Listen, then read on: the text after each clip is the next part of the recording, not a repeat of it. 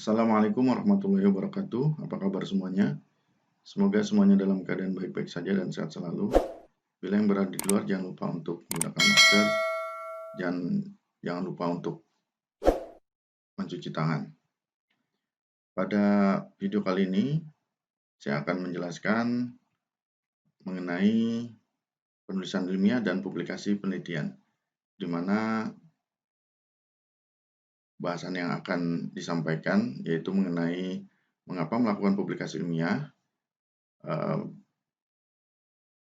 menjelaskan mengenai peraturan Diknas, konsep dasar penulisan, terus kemudian penggunaan sitasi, jenis sitasi, aturan sitasi, mensitasi orang lain, standar penulisan referensi, struktur umum penulisan ilmiah, judul penelitian, penulis, abstrak penelitian, pendahuluan, penelitian terkait, metodologi atau metode penelitian, terus kemudian pembahasan dan hasil. Berikutnya adalah kesimpulan, kiat penulisan ilmiah, dan yang terakhir adalah pengiriman paper. Pada slide ini itu menjelaskan mengapa melakukan publikasi ilmiah. Jadi pada publikasi ilmiah, menurut Whiteside tahun 2004, di mana paper atau makalah adalah sebuah deskripsi yang terorganisir dari hipotesis-hipotesis yang ada, terus kemudian data dan kesimpulan. Semua itu dimaksudkan untuk memberikan petunjuk kepada pembaca. Jika penelitian kita tidak menghasilkan makalah atau sebuah paper, maka penelitian kita dianggap belum selesai, ya, belum melakukan penelitian. Dan berikutnya, menurut Miller tahun 1993, if it wasn't published, it wasn't done. Jadi, jika kita tidak pernah publish, ya tidak melakukan publish paper, jadi Miller menyatakan bahwa kita belum melakukan penelitian, jadi belum selesai penelitian kita. Nah, ini beberapa pendapat dari Whiteside ya dan Miller tahun 2004 dan 1993. Berikutnya adalah peraturan Diknas. Jadi berkaitan dengan publikasi karya ilmiah itu sudah dari tahun 2012 sudah ada edaran dari Dirjen Dikti yang menyatakan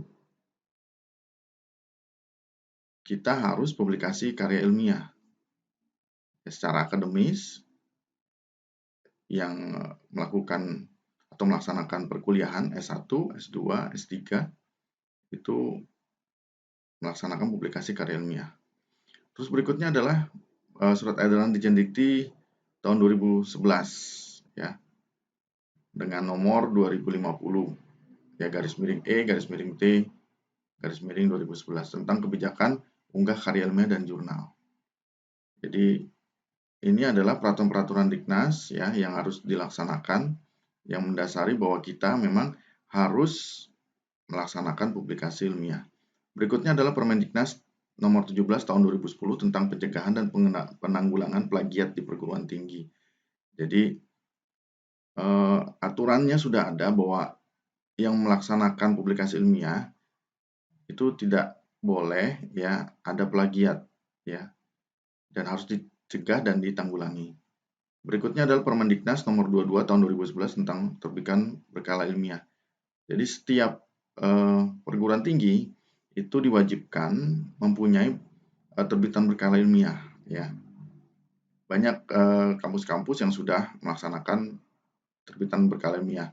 Bahkan sudah ada yang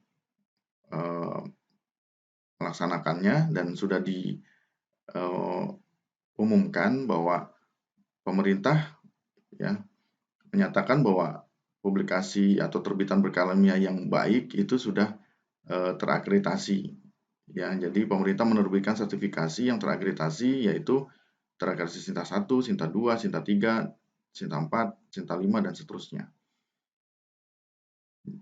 Berikutnya adalah peraturan Dirjen Dikti nomor 29 Dikti garis miring Dikti, garis miring Cap, garis miring 2011 tentang pedoman akreditasi berkala ilmiah. Nah, ini yang sudah disebutkan tadi bahwa terbitan berkala ilmiah tadi ya dari aturan Dikti, Dirjen Dikti dan pemerintah sudah mengeluarkan sertifikat akreditasi dari masing-masing terbitan berkarya ilmiah, di mana tadi sudah disebutkan juga bahwa akreditasinya itu sesuai dengan urutannya, Sinta 1, Sinta 2, Sinta 3, Sinta 4, Sinta 5, dan seterusnya.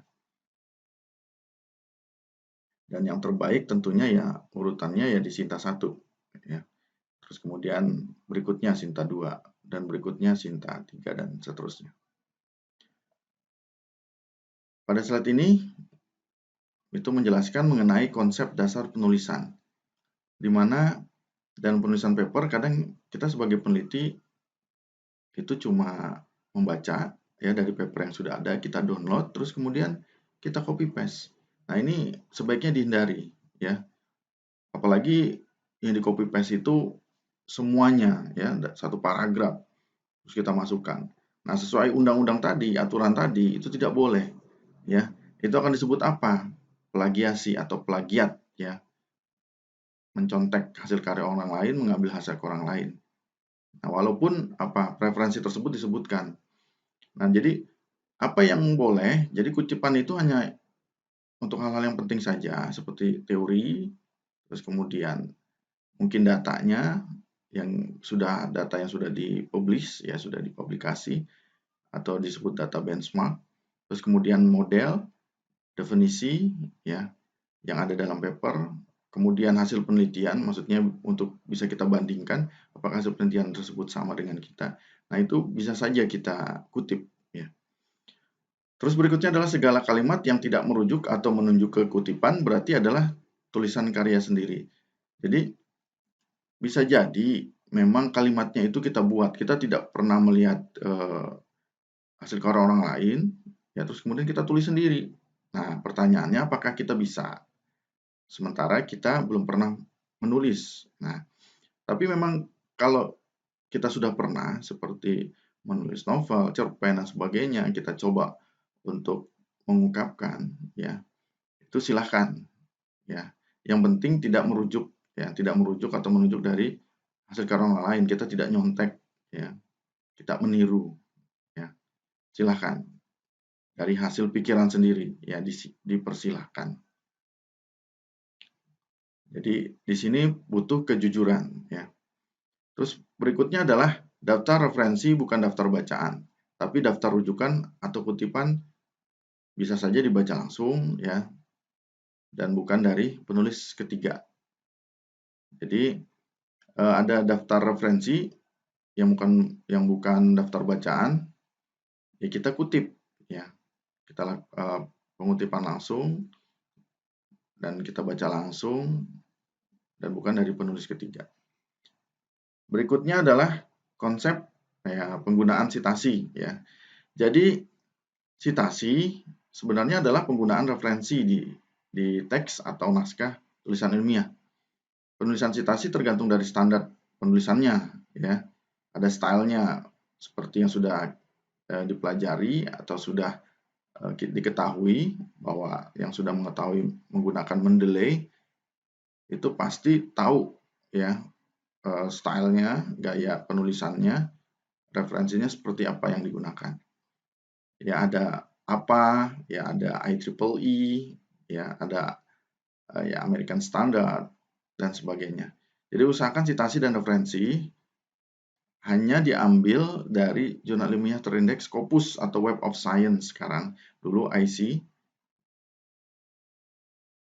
sekarang Web of Science atau WOS untuk jurnal internasional. Jadi usahakan dalam paper kita itu ada referensi yang kita baca juga dari jurnal internasional. Selain ya jurnal terakreditasi Sinta 1, Sinta 2, Sinta 3 yang ada di jurnal nasional. Berikutnya adalah pengambilan citasi dari literatur yang tidak berkualitas akan mempengaruhi kualitas penelitian kita. Iya. Jadi usahakan ya citasi literatur itu dari jurnal-jurnal yang memang berkualitas. Ya, ini contohnya ya, Yang sebelumnya tadi Sinta 1, Sinta 2, Sinta 3 untuk jurnal nasional. Dan untuk internasionalnya yang terindeks Scopus atau World of Science. Nah, jenis citasi itu ada beberapa di sini, ada kutipan, ada quotation, ada preface, ya, ada ringkasan, ada evaluasi.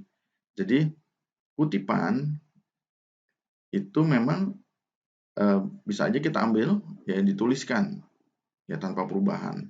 Tapi ditulis dalam tanda kutip, ya, tanda kutip, tanda petik, ya, tanda petik di awal dan di akhir dan sama persis. Itu quotation, ya, kadang-kadang quotation ini juga disampaikan pada acara-acara tertentu, ya, bahwa itu memang kutipan orang lain, ya, seperti acara-acara webinar, acara-acara seminar, ya. Nah, yang berikutnya adalah paraphrase. Nah, ini saya rasa ini yang paling aman, ya. Jadi kalau bisa setelah kita membaca paper, jurnal, ya, buku, sebaiknya kita menyusun kembali pemikiran penulis dan mengungkapkannya dengan kata-kata sendiri. Yang penting tujuannya sama, ya. Yang penting inti dan tujuannya sama. Jadi kita paraphrase kembali, terus kemudian kita susun kembali kata-kata tersebut, ya. Seakan-akan kita mengungkapkannya kembali dengan kalimat kita sendiri. Nah, itu namanya paraphrase, ya. Nah, berikutnya adalah ringkasan. Ringkasan itu berupa sari rangkuman, ya, dari satu tulisan. Jadi bisa saja kita ambil ringkasannya, ya, kita rangkum kembali dari satu tulisan. Berikutnya adalah evaluasi. Nah, evaluasi itu adalah interpretasi dalam bentuk komentar, ya, baik setuju atau tidak dengan menyebutkan alasannya. Jadi kita lakukan evaluasi, ya, terus kemudian kita maknai sendiri bahwa kalimat tersebut, ya, bisa kita ungkapkan dalam bentuk komentar, bahwa kita menyebutkannya di kalimat tersebut, ya, dalam komentar tersebut bahwa kita setuju atau tidak. Nah, berikut alasannya, ya. Nah, ini adalah jenis citasi, ya, menurut Best dan Kohn tahun 1998. Berikutnya adalah aturan citasi. Aturan citasi yaitu berupa kutipan yang diambil dari buku dan jurnal, ya. Semuanya itu dibolehkan. Nah, selama tidak melebihi 250 kata, ya, untuk buku teks dan 5% panjang tulisan untuk artikel jurnal. Nah, berikutnya adalah menyebutkan sumber dari mana kutipan dan paraphrase diperoleh. Jadi, kita perlu menyebutkan sumbernya, ya, kutipan-kutipan tersebut, ya, menggunakan Mendeley tadi, ya. Jadi, apa yang sudah diketahui bahwa dengan menggunakan Mendeley itu kita akan menyebutkan sumbernya, ya, sumber dari jurnal, sumber dari buku, ya, atau sumber dari internet dan lainnya. Berikutnya adalah menyalin dari artikel berupa grafik dan bagan memerlukan izin dari pembuatnya. Jadi kalau kita ingin menyalin artikel berupa grafik dan bagan, ya, sebaiknya kita izin tersebut, ya, izin dulu, ya. Jadi kita memerlukan izin dari pembuatnya. Nah, kalau kita ingin dengan cara kita sendiri, sebaiknya kita gambar kembali sesuai dengan aturan yang kita buat grafiknya, yang tentunya bisa jadi itu yang sesuai dengan grafik dari pembuatnya, atau, ya, atau bisa jadi kita cantumkan, ya, di mana referensi itu kita peroleh di bawah grafik atau bagan tersebut, ya. Nah, tapi di sini, ya, disarankan, ya, menurut American Psychology Association, dari apa sebaiknya kita memerlukan izin, ada izin terlebih dahulu, ya, supaya kita tidak dikomplain, ya, tidak dituntut, ya, seperti itu. Berikutnya adalah mensitasi orang lain. Jadi dalam hal ini mensitasi atau mengutip hasil rangkuman dan kutipan yang dilakukan orang lain di buku atau papernya. Ini wajib kita cantumkan, ya, kita cantumkan papernya, ya, berikut nama orangnya, terus kemudian tahunnya dan seterusnya, ya, sesuai dengan aturan-aturan yang sudah pernah diajarkan, ya, pernah didiskusikan, yaitu menggunakan Mendeley. Terus berikutnya ini contoh dari definisi logika fuzzy menurut Lotfizadeh dalam Suyanto 2009 adalah bla bla bla, ya. Nah, ini bahwa mengutip, ya, hasil rangkuman dari kutipan orang lain, tapi dari buku, ya, dan papernya. Nah, seperti ini, ya. Ini contohnya. Jadi kalau kita lihat ini sebaiknya langsung saja kita memperoleh langsung dari papernya, ya, atau dari bukunya, bukan hasil rangkuman, ya, sebaiknya karena kalau seperti ini seakan-akan kita jadi malas untuk mencari lagi atau membaca dan sebagainya, ya. Ya, jadi disarankan ya jangan terlalu banyak dilakukan, ya. Kecuali memang kita sulit untuk mencari atau memahami, ya. Mungkin bisa jadi bukan bahasa Inggris, ya. Ya, intinya kita tidak bisa mengakses sumbernya tersebut. Nah, itu baru bisa kita lakukan hal seperti ini. Tapi kalau misalnya masih bisa dicari, ya silahkan dicari terlebih dahulu, itu yang utama. Karena kalau kita kebanyakan menuliskan seperti ini, ya, mensitasi seperti ini, yaitu nanti kita disebut apa, ya, peneliti pemalas, ya, peneliti yang malas. Berikutnya adalah standar penulisan referensi. Yang tadi sudah disebutkan bahwa memang di Mendeley itu stylenya, gayanya, itu ada apa? Style, Harvard style, Vancouver style, ya, IEEE style, ISO style. Jadi menggunakan fitur referensi pada Microsoft Word yang sudah diinstal. Dengan Mendeley akan mempermudah pengaturan dan pengolahan referensi. Jadi semua ini kalau kita sudah melakukan instalasi Mendeley, ya, jadi dengan mudahnya, ya, di Microsoft Word yang sudah di-embed, yang sudah menjadi satu, itu akan terlihat stylenya, ya.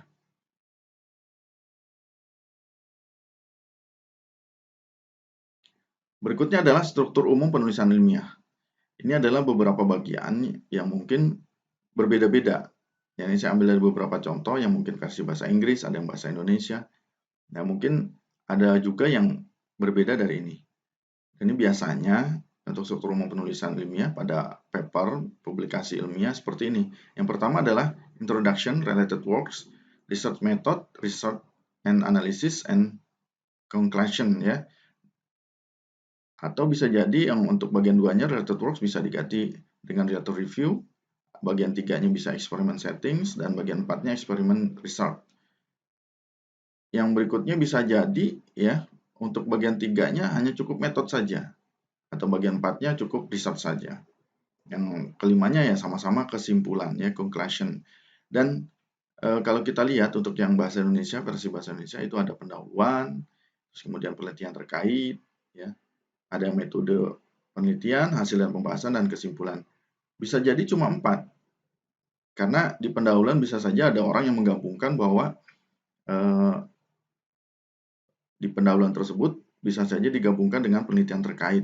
Jadi langsung di bagian 2-nya metode penelitian, bagian keempatnya hasil pembahasan, dan bagian kelimanya kesimpulan. Jadi itu tergantung dari format paper yang disediakan oleh jurnal, ya, atau template paper yang disediakan oleh jurnal yang ada di dalam halaman webnya, ya, dari masing-masing jurnal, ya. Jadi jurnal apa nanti halaman webnya apa akan berbeda, ya. Judul penelitian. Judul penelitian sebaiknya singkat, padat, dan mewakili seluruh isi penelitian. Jadi diharapkan ya judul penelitian yang kita buat itu singkat, padat. Jadi mewakili dari seluruh penelitian yang kita buat. Nah, maksimal itu berapa? 8 sampai 12 kata ya. Ya diusahakan jangan lebih. Jadi 8 sampai 12 kata. Dan usahakan tidak ada singkatan. Ya, jangan pakai singkatan. Ya, jadi hindari singkatan dan tidak menggunakan kata redundan. Study on, research on dan sebagainya. Jadi yang kata-kata yang berulang dan sebagainya itu dihindari ya. Terus kemudian judul penelitian wajib memuat pertama adalah metode yang diusulkan apa, terus kemudian judul penelitiannya apa dan objek penelitiannya. Nah itu perlu diperhatikan ya. Nah ada beberapa orang yang banyak juga menggunakan kata-kata berbasis ya, berbasis web, berbasis. Nah beberapa penelitian atau beberapa peneliti itu mengatakan bahwa coba hindari kata menggunakan berbasis. Jadi sebenarnya penelitian itu harus jelas. Ya, tujuannya apa, masalahnya apa, ya dan solusi yang ditawarkan juga apa. Nah, ini adalah contohnya ya, prediksi produksi padi dengan menggunakan SVM berbasis PSO. Ya, pemilihan parameter pada SVM dengan menggunakan PSO untuk prediksi produksi padi.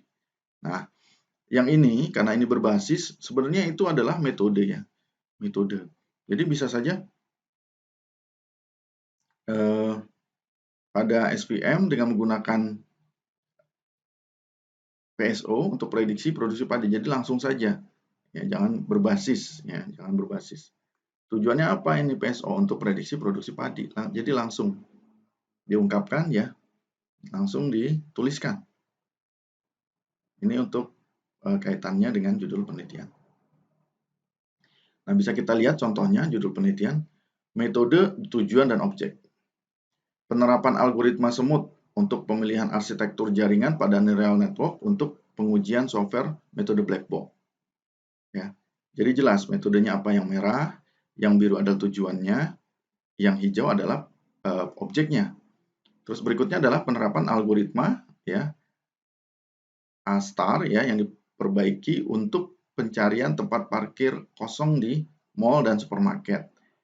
Nah, algoritmanya atau metodenya yang merah, tujuannya yang biru, dan yang hijau adalah objek. Berikutnya adalah penggabungan forward selection and backward elimination untuk pemilihan fitur pada prediksi mahasiswa DO dengan menggunakan algoritma C45. Ya. Dan berikutnya adalah sentralisasi pengawasan informasi jaringan menggunakan blockchain. Yang masing-masing itu jelas bahwa metodenya adalah warna merah, tujuannya adalah warna biru, dan warna hijaunya adalah objek. Ya. Jadi sebaiknya judul penelitian dibuat seperti ini. Nah, berikutnya nanti dalam paper itu ada penulis. Jadi penulis tanpa disertai gelar akademik. Hanya yang memberikan kontribusi signifikan yang berhak dicantumkan sebagai penulis. Maksudnya begini. Jadi biasanya pada paper-paper ya itu tidak mencantumkan gelar akademik. Ya misalnya Eskom, Mkom, ya, Doktor, SE, ya, MM, ya, Rudi MM, ya, Adi Santoso, Eskom, Mkom. Nah, itu dihindari ya, sesuai dengan aturan penulisan, sesuai dengan formatnya, dan hanya yang memberikan kontribusi signifikan. Ya, maksudnya gini, yang banyak menulis itu posisinya ada di nomor 1, ya. Yang kontribusinya agak sedikit di nomor 2, nomor 3, makin sedikit nomor 4 dan seterusnya. Ya. Jadi kalau memang sudah sepakat ya jadi usahakan yang ada posisi pertama itu adalah orang yang memiliki kontribusi yang paling banyak ya, yang signifikan. Itu nomor 1. Terus nomor 2, nomor 3, yang semakin sedikit nomor 2, 3 dan seterusnya ya. Karena kalau memang cuma berdua ya antara 2 ya, siapa yang kira-kira kontribusinya paling banyak. Silahkan ya, disepakati saja. Terus kemudian mencantumkan nama lembaga asal penulis, ya biasanya ditanya afiliasinya, lembaganya di mana, ya kuliahnya di mana, instansinya apa, ya seperti itu. Itu perlu dituliskan, ya. Dan ada juga email, ya disertai alamat korespondensi, yaitu berupa email biasanya, supaya kita bisa siap untuk ketika ada pertanyaan ya dari penulis lain dan tertarik dengan karya ilmiah kita, ya dengan paper kita, itu bisa disampaikan melalui email. Ya, ini korespondensi, maksudnya seperti itu.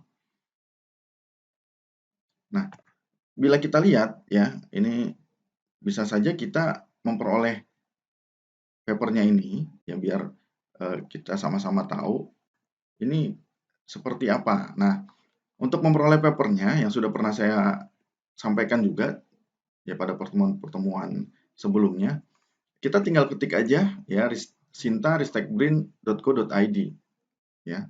sinta.ristekbrin.co.id ini yang untuk jurnal-jurnal di Indonesia ya.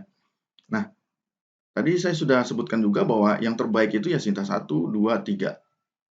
Ya, jadi untuk memilih paper-paper kualitas terbaik ya masuk ke dalam jurnal-jurnal yang terakreditasi Sinta 1, Sinta 2, Sinta 3 yang sudah diakreditasi oleh Kementerian Ristek BRIN ya. Nah, untuk mencari di jurnal pada akreditasi jurnal Sinta 3 ini bisa kita klik di bagian sini ya, grafik pie ini S3 kita klik. Nah, di sini akan banyak keluar jurnal-jurnal seluruh kampus-kampus yang ada di Indonesia yang sudah melaksanakan publikasi ilmiah dan sudah terakreditasi ya sesuai dengan urutan-urutan ini ya yang ada di atas ini ya Sinta 1, Sinta 2, Sinta 3. Jika kaitannya dengan bidang ilmu penelitian kita, itu bisa kita ketik di bagian search ini ya. Bisa kita ketik yaitu informatika. Kita ketik informatika terus kemudian kita search. Nah, di sini ada jurnal teknik informatika UIN Syarif Hidayatullah, ada jurnal informatika jurnal pengembangan IT, informatika Mula Warman, ya, Infotek JAR, jurnal nasional informatika dan teknologi jaringan. Ya, jadi sesuai dengan bidang ilmu kita. Silakan dipilih yang mana kira-kira yang sesuai dengan bidang ilmu kita. Ya, misalnya ini telematika, ya telematika. Ini bisa saja kita buka, ya. Kita menuju halaman dari jurnal yang kita cari tadi, ya. Oh, Sinta 3 benar. Kita ngecek memang Sinta 3. Nah, ini bisa kita langsung ke websitenya, ya. Bisa kita klik ke websitenya.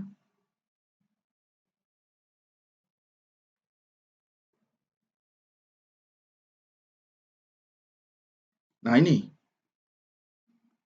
ya. Dan bisa kita lihat apakah benar, ya. Oh, benar, terakreditasi Sinta 3 dan tadi juga sudah ada konfirmasi, ya, di halaman website Ristek BRIN-nya. Dan ini adalah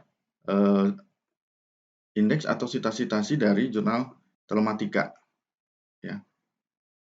Jadi makin dia banyak indeksnya, berarti jurnal tersebut mempunyai reputasi yang cukup baik, ya. Intinya ada Sinta dan ada DOAJ. Sisanya, ya, itu akan mengikuti ada Road, Garuda, Harvard Library, dan seterusnya. Nah, ini sudah terakreditasi Sinta 3. Nah, bagaimana supaya kita bisa melihat tulisan-tulisan dari orang lain, ya, bisa ke current, ya, maksudnya saat ini yang sudah diarsipkan, ya, sesuai dengan volume dan nomor jurnalnya, bisa juga diarsip, ya. Kalau di current, nah kita bisa melihat ini jurnal-jurnal yang sudah terbit, ya, dan masih terbaru, ya, di tahun-tahun ini. Nah, kebetulan di bulan Oktober ini terlihat, ya, di sini. Nah, volume 17 nomor 2. Nah, untuk melihat isinya bisa ke table of content. Nah, di sini adalah isi-isi dari jurnal tersebut, ya, yang sudah ada di covernya tadi. Nah, sesuaikan dengan bidang ilmu kita cari. Kita minatnya di mana, kita sukanya di mana. Ya, misalnya di sini ada artificial intelligence, ya. Artificial intelligence, terus kemudian text mining untuk mendeteksi plagiasi dokumen, ya. Ini bisa kita klik di bagian sininya, kita klik, terus kemudian bisa juga kita langsung download untuk kita lihat. Atau di sini biasanya akan tampil, nah seperti ini ya, akan tampil. Kita baca dulu, apakah sesuai ya paper ini dengan minat atau tema dari penelitian kita. Nah, bisa kita lihat urutannya. Ini judul, ya, judul. Terus kemudian ini adalah tadi penulisnya, ya, penulis 1, penulis 2, penulis 3. Dan ini adalah afiliasinya, dari mana kampusnya, dari UPN. Dan ini adalah email. Nah, yang pertama biasanya dia korespondensi yang siap untuk ditanya. Dia penulis yang paling banyak kontribusinya dalam paper ini, ya. Yang judulnya adalah text mining untuk mendeteksi plagiasi dokumen dengan penerapan stemming Najib Adriani dan algoritma Smith-Waterman, ya, Waterman. Nah, isinya yang bisa kita lihat ada abstrak, ada pendahuluan, ya. Terus kemudian ada tinjauan pustaka atau penelitian terdahulu, ya bisa disebut seperti itu. Ada metodologi penelitian, ya. Kemudian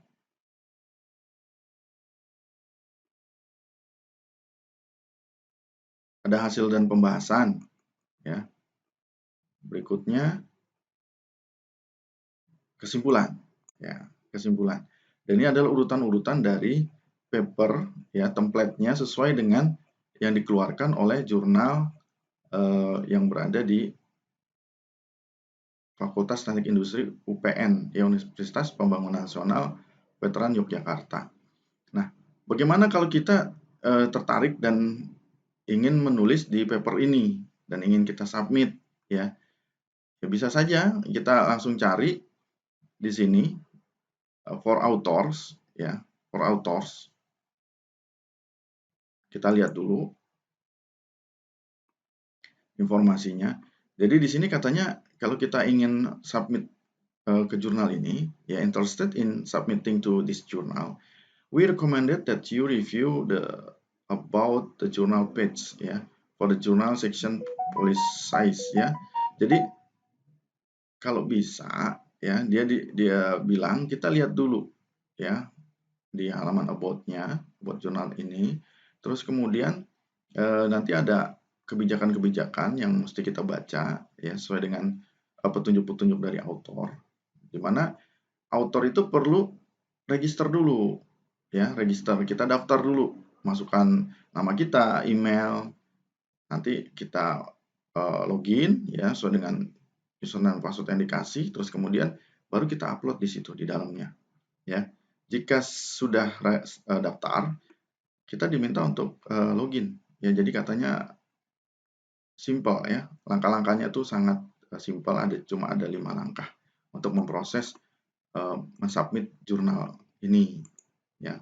Nah, tentunya sebelum kita login dan sebagainya, ya, kita harus persiapkan dulu papernya, ya. Untuk mempersiapkan papernya, kita klik dulu template-nya. Nah, ini template-nya. Jadi setiap jurnal yang sifatnya OJS seperti ini, ya, Open Journal System, ya, kita klik template-nya. Pasti ada template yang disediakan di sini. Ya, kita tinggal klik, ya, klik. Nah, ini contohnya. Ini adalah contohnya.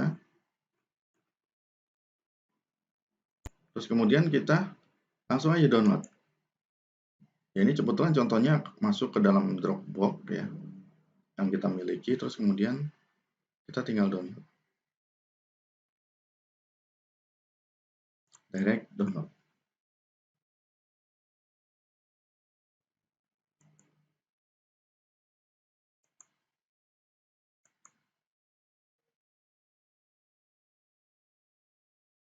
Ya. Nah, ini kita akan mendapatkan seperti ini template-nya. Nah, kita bisa langsung ya dari hasil tulisan kita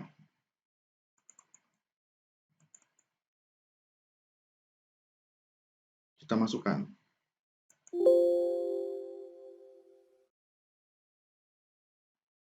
Nah, ini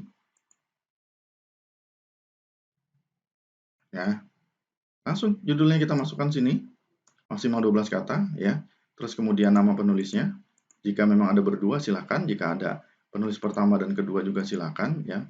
Yang memiliki kontribusi bisa jadi nama mahasiswa dan pembimbing ya, atau teman-temannya nama sama-sama dengan mahasiswa ya, atau dengan 2 mahasiswa 1 pembimbing ya silakan.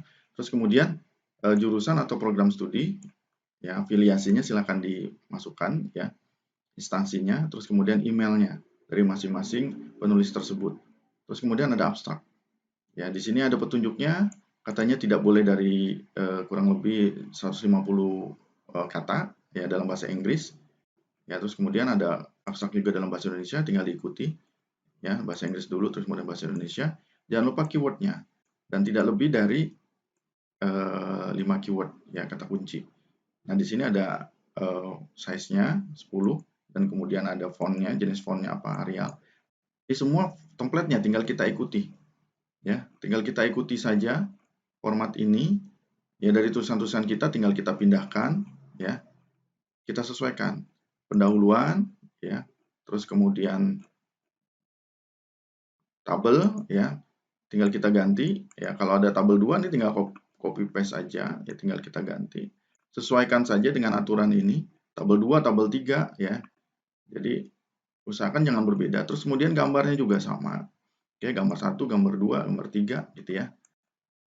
Ya, jadi penulisannya, oh kalau tabel itu ada di atas posisinya, nama tabelnya. Kalau gambar itu ada di bawah posisinya. Ya, terus kemudian gambar kita. Ya, terus kemudian ini aturan penulisan rumus ya. Yang bisa kita lakukan juga hal yang sama seperti ini. Ketika dibilang kosong, ini kita nggak kosongkan saja. Ini kalimatnya bisa kita hapus nanti setelah paper kita jadi atau tulisan kita jadi, sudah kita pindahkan ke dalam format ini. Berikutnya kesimpulan, dan ini daftar pustaka. Nah, gunakanlah Mendeley untuk daftar pustaka. Jangan lupa yang sudah pernah diajarkan. Ya, jika dia proceeding nanti akan terlihat seperti ini. Oh, dia ini mengikuti aturan apa? Ya, aturan penulisan apa atau aturan penulisan IEEE. Ya. Jadi persilakan disesuaikan. Kalau yang seperti ini apa gitu ya. Untuk stylenya bisa kita lihat ya. Misalnya kita lihat stylenya kira-kira apa gitu ya. Nah, untuk proceeding apa? Nah, ini sesuai dengan yang ada di Mendeley-nya nanti. Nah, bisa disesuaikan ya. Terus kemudian kalau ada pertanyaan ya silahkan hubungi redaksi ya, Dewan Redaksi yang sudah dicantumkan di sini melalui email. Kalau memang ada nomor teleponnya silahkan hubungi Dewan Redaksi ini. Jadi kalau bingung, mereka juga akan memberikan petunjuk ya. Dewan Redaksi ini siap untuk memberikan petunjuk bagaimana nanti cara login, upload paper dan sebagainya. Yang tadi juga sekilas sudah saya jelaskan caranya. Sekilas sudah saya jelaskan. Nah, ini cara mendapatkan template-nya ya. Terus kemudian bagaimana cara daftarnya? Anda tinggal login atau register. Jadi kalau mau register, Anda register dulu. Ya. Minta register, masukkan semua data-data Anda ya. Terus kemudian klik register. Nanti akan masuk ke dalam email ya. Atau setelah itu kita tinggal login. Nah, ini contoh username dan password yang saya sudah pernah lakukan login ya. Nah, saya bisa masuk ke sini. Nah, ini sudah masuk. Kebetulan di sini saya sebagai reviewer, jadi saya tinggal ngecek-ngecek aja kalau memang ada paper-paper yang masuk yang siap untuk direview, saya siap untuk mereview. Paper-paper yang siap untuk dipublish. Jadi sebelum dipublish, direview dulu. Saya akan periksa ya sebagai reviewer sesuai dengan formatnya atau tidak, isi-isinya atau tidak. Nah, seperti apa? Jika ada kesalahan, ya silahkan diperbaiki dulu. Kalau memang kira-kira penelitian tersebut tidak penuh dengan plagiat, ya, plagiasi. Tapi kalau penuh dengan plagiat, ya sebaiknya dari peneliti atau penulis itu cek dulu, ya, cek plagiasinya dulu, ya, menggunakan Turnitin, ya, menggunakan Grammarly, ya, grammarnya atau penulisannya kalau pakai bahasa Inggris biasanya dicek terlebih dahulu, biar nanti ketika publish tidak ada orang yang atau penulis lain itu yang komplain, itu hasil karya saya, itu hasil penulisan saya. Nah, seperti itu, ya. Jadi ini contohnya, ya. Terus kemudian kita akan coba bahas lagi mengenai isinya, ya, abstrak. Tadi sudah ada, ya. Sudah saya kasih gambaran abstraknya kayak apa. Jadi abstrak itu harus menggambarkan keseluruhan isi dari tulisan yang penelitian dilakukan. Ya, abstrak biasanya lebih lugas, ya, simple aja, ya, bahasanya simple, tegas, ya, sederhana. Jadi langsung ke fokusnya, kepada sasarannya, dan memuat apa? Langsung aja masalahnya apa, terus metodenya apa, dan hasilnya apa dari hasil penelitian kita. Tidak usah terlalu banyak, ya, hampir mirip sebenarnya dengan abstrak yang ada pada skripsi, cuma ini lebih simpel, sederhana saja, ya. Terus kemudian abstrak dibuat dalam bentuk satu paragraf saja. Jadi ada juga yang banyak paragraf. Jadi sesuaikan juga, ya, dengan template-nya. Nah, ini sesuaikan juga dengan template-nya. Template-nya seperti apa? Jadi trik-trik untuk bisa diterima itu, ya, disesuaikan dengan template-nya, itu yang utama, ya. Tadi kan sudah saya peragakan, ya. Saya kasih contoh bagaimana download template-nya, memperoleh jurnalnya, lokasi jurnalnya, ya, dan bagaimana login-nya, ya. Terus kemudian kata kunci. Ya, biasanya kata kunci memuat kata-kata konseptual, ya. Dan jumlah sekitarnya ada 3 sampai 5 kata. Yang tadi sudah ada sesuai dengan di template yang sudah saya jelaskan tadi. Jadi intinya dari judul saja paling gampang sih, ya. Dari judul tadi ada metodenya, ada, terus kemudian ada objeknya, ya. Terus kemudian ada tujuannya apa. Nah, bagaimana pola pembuatan abstrak itu, ya. Jadi pola-polanya itu yang harus diperhatikan, ya, tadi, ya, masalah, metode, dan hasil. Nah, ini contohnya. Contohnya yang merah ini adalah metodenya, ya. Yang merah ini adalah masalahnya. Terus kemudian yang hijau ini adalah solusi dan metodenya. Terus kemudian yang birunya adalah hasil. Nah, dari abstrak ini itu bisa kita lihat bahwa ada kata kunci di sini. Ada pengenal wajah, ada DWT, PCE, ya, prioritas KD3 dan Kernel Stackboard. Jadi ini disesuaikan saja, bisa kita ambil kata kuncinya dari judul, itu paling gampang, ya. Terus berikutnya adalah contoh abstrak, ya. Pemerintah Provinsi Bangka Belitung belum mengklasifikasi industri rumahan. Ini masalah, ya. Permasalahannya seperti ini. Ya, memang belum terklasifikasi. Jadi belum terdata dengan baik, belum dikelompokkan. Nah, permasalahan tersebut diusulkan Kamins, tapi Kamins ini itu sudah banyak digunakan, ya. Jadi ini sebenarnya cocok, tapi dia punya kelemahan dan menentukan titik awal pusat klaster. Nah, oleh sebab itu, bagaimana solusinya untuk klasifikasinya bisa optimal? Nah, perlu validasi klaster internal. Nah, ini caranya untuk menentukan klaster yang optimal. Nah, akhirnya apa nih? Solusinya ini metodenya. Menggunakan apa? Menggunakan Davis-Bulden Index, ya, DBI dan Silhouette Index atau SI. Jadi inilah solusi dan metodenya. Terus kemudian hasilnya disebutkan. Jadi indeks keberapa dia menghasilkan hasil yang baik, seperti itu. Nah, berikutnya juga jangan lupa kata kunci, ya. Itu 2, 3, 4, 5. Kurang ya nggak apa-apa, ya. 3 sampai 5. Ya, ingat itu abstrak. Nah, berikutnya adalah pendahuluan. Jadi, pendahuluan itu biasanya pada sebuah paper merupakan uraian tentang latar belakang, pengambilan judul, apa, alasannya apa, terus kemudian fokusnya apa, ya terus kemudian tujuannya, ya sesuai dengan yang kita buat biasanya dalam skripsi, tesis, disertasi, itu hampir-hampir sama dan mirip, ya. Jika kita fokus dari beberapa langkah-langkah atau step dari penelitian kita ambil dari sebagian, bisa aja kita ambil dari sebagian tersebut, ya. Tidak harus semuanya. Jadi deskripsi itu atau di tesis atau disertasi bisa jadi kita buat ya berdasarkan langkah-langkah yang kita buat 1, 2, 3, 4, ya. Langkah pertama saja itu bisa kita buat paper, ya. Langkah kedua bisa kita buat paper, ada 2 paper. Langkah ketiga buat paper lagi, keempat buat paper. Jadi bisa jadi satu skripsi, tesis, ya, disertasi itu bisa jadi 1 atau sampai 3 paper, ya. Bisa banyak yang kita buat. Jadi sesuaikan saja dengan fokus-fokusnya, tujuan-tujuannya, dan masalah-masalah tersebut. Nah, ini biasanya berisi deskripsi tentang permasalahan dan tujuan dari pembuatan paper. Nah, di dalamnya bisa kita tunjukkan kenapa permasalahan yang kita angkat itu penting dan menarik. Nah, berikutnya, berikan sedikit review, penjelasan. Nah, ini yang saya bilang tadi, ya sudah dijelaskan. Bisa jadi ada beberapa yang menjelaskan alasannya kenapa perlu adanya penelitian sebelumnya untuk menguatkan dari pendahuluan kita. Wah, ada juga yang di dalam pendahuluannya itu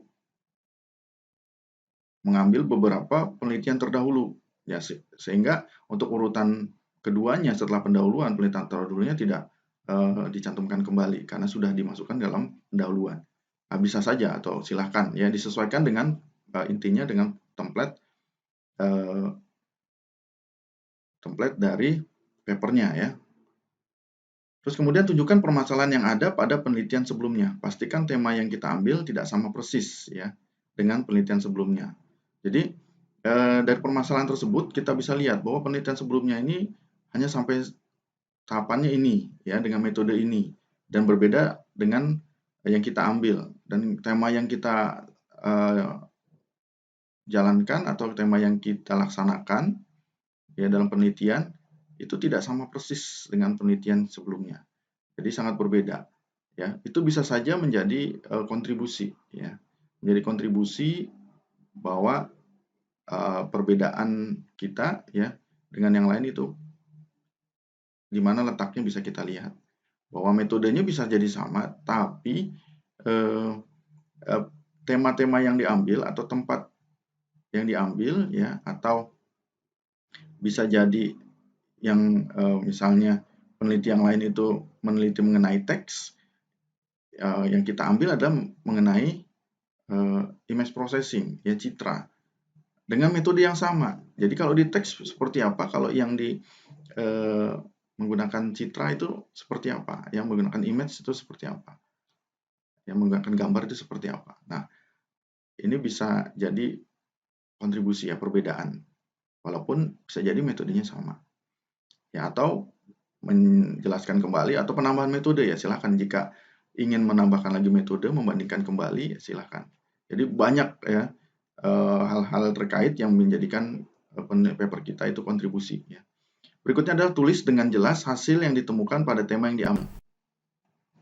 Jadi sebaiknya kita menulis dengan jelas hasil yang ditemukan. Benar-benar bahwa hasil tersebut merupakan hasil dari eksperimen dari penelitian kita. Ya. Berapa hasilnya? Dan penelitian sebelumnya berapa? Apakah ada peningkatan? Apakah lebih baik atau lebih buruk? Atau bisa kita analisis ya. Nah, ini bisa diambil kesimpulan nanti bahwa ya, sebaiknya, ya, sebagainya dan saran-saran yang disampaikan ya pada kesimpulan. Berikutnya adalah tulis dengan jelas solusi dan saran yang kita usulkan terkait hasil dan pembahasan pada paper kita. Ya kalau bisa jelaskan solusinya, sarannya seperti apa yang diusulkan. Jadi dari hasil yang diperoleh kira-kira apa? Ya. Sarannya seperti apa ke depannya, sebaiknya seperti apa, apakah menggunakan data yang lebih banyak, apakah datanya kurang, terus kemudian apakah metodenya perlu ada penambahan dan sebagainya, ya. Nah, ini perlu ditambahkan dalam pembahasan di paper kita pada bagian pendahuluan. Berikutnya adalah penelitian terkait. Jadi, cari beberapa penelitian terkait ya yang berkaitan dengan tema kita yang kita ambil. Nah, penelitian tersebut ya yang akan mendasari paper yang kita kerjakan. Jadi beberapa teori yang akan kita temukan dalam penelitian kita tersebut ya itu ya sesuai dengan teori yang sebelumnya. Nah, biasanya juga dalam penelitian ini ya pada penelitian terkait kita akan menjelaskan kepada orang lain, memberikan gambaran yang luas mengenai tema yang kita ambil. Jadi kalau bisa kita mencari paper-paper yang banyak ya, penelitian-penelitian terkait. Ya sesuai dengan standarnya kemarin bahwa S1 itu ada berapa? Misalnya ada 20 paper minimal, S2 ada 70 paper, ya, S3 itu harus ada 200 sampai 500 paper ya. Nah, jadi ini akan memberikan dampak ya. Memberikan dampak dan akan memperkaya perspektif kita dan perspektif orang lain bahwa penelitian ini memang layak untuk disitasi ya. Bahwa memang kita akan terlihat oleh reviewer, orang lain yang membaca bahwa ini kita memang banyak membaca dari paper-paper yang sudah ada yang kita kaitkan dan kita akan terlihat bahwa kita menguasai ya dari penelitian kita buat. Jadi kita akan terlihat kita menguasai tema dan tentu saja akan memperlancar proses pengerjaan paper kita. Ya. Nah, berikutnya adalah metodologi ya, metodologi atau metode. Nah, ini biasanya ya kita banyak menemui ini sesuai dengan yang ada di jurnal, skripsi ya. Biasanya metode ini ya bahasan-bahasan terkait ya, batasan-batasan yang ada di karya ilmiah, langkah-langkahnya yang perlu kita jelaskan ya, sesuai dengan yang ada dalam skripsi kita, framework, langkah-langkah dari metodologi kita sebutkan di situ. Nah, kemudian kita uraikan satu persatu ya, kita uraikan ya, terus kemudian bisa kita sebutkan di situ.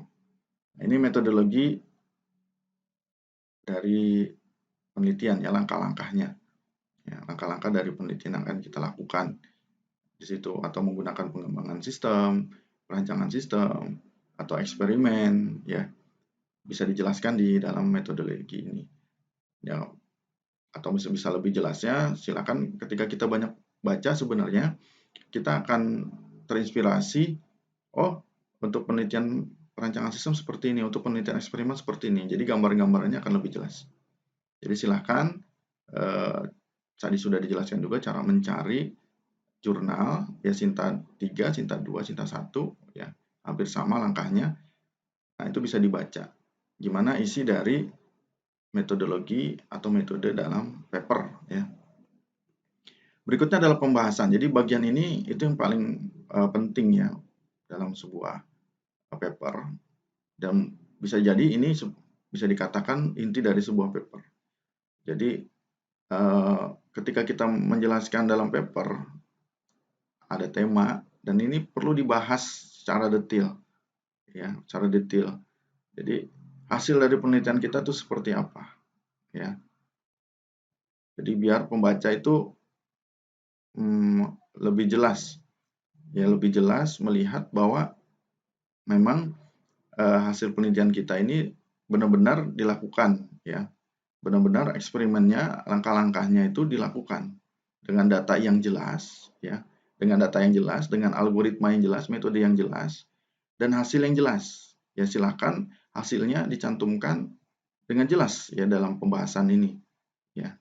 Jadi menjelaskan teori-teori yang berdasarkan metode penelitian terdahulu digunakan terus kemudian diterapkan ya. Apakah teori-teori ini bisa diterapkan dalam penelitian kita atau tidak. Nah, ini orang akan melihat, pembaca akan melihat, dan reviewer juga akan melihat. Ya. Dan silakan pada bagian ini itu dijelaskan karena ini merupakan inti dari sebuah paper. Nah, berikutnya adalah kesimpulan. Ya, kesimpulan itu adalah pernyataan umum. Ya, jadi ini sudah pernah dijelaskan juga, general yang sifatnya umum, hasil penelitian kita, dan juga menjawab masalah dan tujuan dari penelitian yang ada di bab 1. Ya. Terus kemudian ringkasan dari teman-teman yang didapat dari hasil analisa penelitian kita. Dan contohnya seperti ini ya.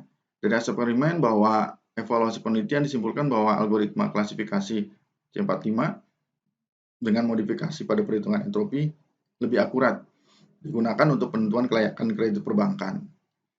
Dan berikutnya adalah contohnya dari hasil eksperimen dan evaluasi penelitian dapat disimpulkan bahwa akurasi metode Cummins dengan penerapan penelitian K secara dinamis pada pemilihan peminta mahasiswa meningkat 83% menjadi 88%. Jadi ada hasilnya.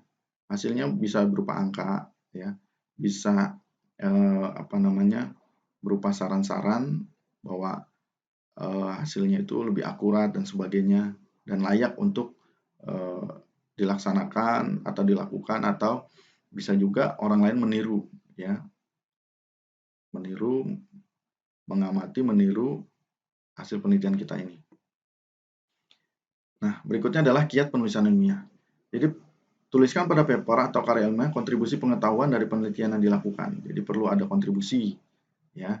Terus pastikan susunannya itu jelas, ya, sesuai dengan yang tadi sudah dijelaskan juga. Ada introduction, method, result and discussion, ada conclusion terakhir.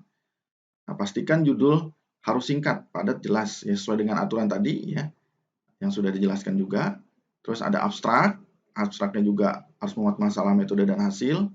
Terus kemudian pastikan masalah penelitian pada paper itu harus tajam, eksplisit, dan ada landasannya, ya, ada penelitian terdahulunya, ya. Terus kemudian pastikan metode yang diusul harus validasi dan diukur, ya, dengan apa, cara apa, ya, dengan cara apa, dengan akurasi menghitungnya, ya, atau dengan teknik-teknik yang lain, sampling dan sebagainya, ya. Terus kemudian atau bisa juga menggunakan black box, ya, white box, ya, dan sebagainya. Nah, pastikan penarikan kesimpulan harus sesuai dengan hasil penelitian dan selaras dari masalah dan tujuan penelitian. Jadi semua itu akan dilihat oleh reviewer biasanya atau orang lain, pembaca, bahwa kesimpulan ini memang ada kaitannya, ya, memang sejalan, ya, dengan masalah penelitian dan tujuan. Nah, itu biasanya yang ditaruh atau dituliskan pada kesimpulan. Nah, berikutnya lihat lagi pengambilan referensi penelitian itu harus berupa jurnal yang terindeks oleh Sinta 1, 2, dan 3 untuk yang jurnal internasional, jurnal nasional terakreditasi, dan Scopus serta Web of Science untuk jurnal internasional. Dan ini ada 8 yang perlu diperhatikan benar-benar, ya, untuk penulisan ilmiah. Nah, berikutnya adalah pengiriman paper. Tadi sudah dijelaskan juga bagaimana cara mendapatkan papernya, halaman papernya untuk Sinta 1, 2, dan 3, yang tentunya kita juga harus ngecek juga di jurnal sertifikat yang sudah terakreditasi oleh Distek BRIN yang ada di Indonesia. Dan juga kita juga harus mengecek juga untuk jurnal internasional terindeks, ya, SJR, ya, SJR dari jurnal internasional yang terindeks Scopus dan sebagainya, ya, yang jurnal berimpact faktor, ya, JIF, ya. Ini perlu diperhatikan juga, yang sebelumnya pada pertemuan sebelum juga sudah pernah dijelaskan. Jadi siapkan paper dengan mengikuti format penulisan dan stylenya yang disediakan. Jadi sesuai dengan formatnya, ya, template-nya. Udah tinggal kita ikuti saja. Yang tadi ada contohnya. Terus kemudian kirimkan paper melalui sistem submission. Jadi pada sistem register dulu, terus kemudian kita login, ya, nanti ada bagian submission-nya, kita tinggal submit aja. Tinggal upload paper kita yang sudah kita buat sesuai dengan template-nya, ya. Terus kemudian paper yang sudah dikirim akan direview oleh reviewer. Nanti reviewer akan mengecek, ya. Contohnya tadi saya sebagai reviewer akan mengecek. Ya, itu biasanya memang agak lama karena reviewernya bukan 1 atau 2, ya, bisa jadi ada 3. dengan waktu-waktu yang lama dan perlu ada pertimbangan-pertimbangan dan perlu dicek kembali apakah tulisan-tulisan yang dari penulis itu mengandung plagiasi atau tidak, ya. Terus kemudian juga akan dicek lagi satu persatu dari abstrak, ya, pendahuluan sampai dengan kesimpulan. Apakah di dalamnya tersebut memang benar-benar si penulis ini meneliti dengan sungguh-sungguh, ya, serius, atau bisa jadi asal-asalan, ya. Termasuk format-format tulisan tabelnya, terus kemudian gambar, aturan-aturannya, apakah tadi kalau sesuai dengan yang sudah dicontohkan untuk tabel itu letak nama tabelnya di atas, terus kemudian ada nomor tabelnya dan sebagainya, gambar itu di bawah. Nah, itu perlu diperhatikan juga, termasuk font-fontnya, ya. Nah, setelah menerima hasil review, jadi perbaiki paper sesuai dengan hasil review. Jadi nanti ada hasil reviewnya, kalau bisa diperbaiki dulu, jangan langsung diupload saja, jangan langsung oh ya, ya boleh, senang, ya, tapi perlu diperbaiki dulu sesuai dengan arahan, ya, catatan-catatan yang ada diberikan oleh reviewer. Ya, kita ikuti, terus kemudian kita upload kembali, ya. Bisa jadi beberapa kali, ya, 1, 2, 3, ya. Intinya yang penting kalau memang di situ sudah accept, ya, atau diterima, ya, dengan revisi, ya sudah, ikuti saja. Berarti kita sudah diterima. Tapi kalau reject, berarti ditolak, ya. Berarti ada penolakan, ya, atau mohon maaf, untuk sementara review Anda atau paper Anda tidak diterima menurut hasil review. Nah, seperti itu. Nah, berikutnya adalah setelah paper kita dinyatakan diterima, ya, tanpa perlu revisi lagi atau accept, ya, no revision, ya, tidak ada revisi, ya. Ya, kita tinggal tunggu nomor dan volume jurnal. Kita tinggal tunggu aja. Nah, akhirnya ya dalam waktu ya sekitar 3 bulan, mungkin 1 bulan, 2 bulan akan keluar. Jadi ini adalah teknik pengiriman paper. Jadi hal-hal yang perlu diperhatikan, ya, dalam pengiriman paper. Ya, terima kasih. Mungkin itu saja pertemuan kita kali ini. Terima kasih sudah menyaksikan dan menonton, dan semoga bisa dimanfaatkan, ya, bisa dilaksanakan, dan juga bisa ditiru, ya, diamati juga untuk dalam penulisan paper, penulisan jurnal, baik jurnal nasional maupun jurnal internasional. Ya, itu saja mungkin dari saya untuk video kali ini. Terima kasih. Mohon maaf bila ada salah. Assalamualaikum warahmatullahi wabarakatuh.